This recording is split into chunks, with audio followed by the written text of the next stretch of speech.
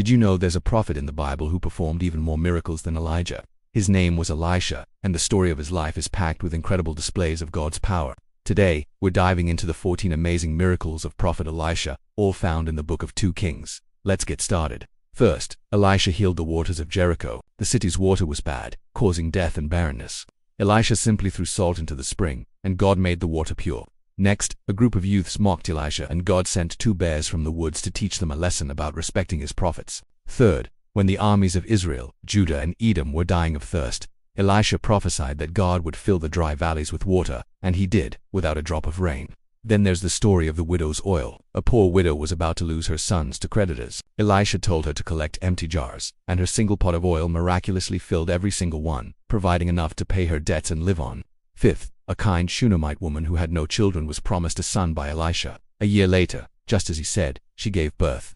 Tragically, that same boy later died. This leads to the 6th miracle. Elisha went to the boy, prayed to God, and raised him from the dead, returning him to his mother. 7th, during a severe famine, Elisha purified a poisoned stew. A wild vine had made the pot deadly, but Elisha threw in some flour, and God made it safe for everyone to eat. 8th, he fed 100 men with just 20 small barley loaves and a few heads of grain. Not only was everyone fed, but there were even leftovers. 9th, Naaman, a powerful Aramean commander with leprosy, came to Elisha for healing.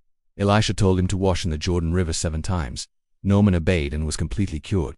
However, Elisha's servant Gehazi was greedy and lied to get a reward from Naaman for this. Elisha pronounced God's judgment, and Gehazi was struck with Naaman's leprosy.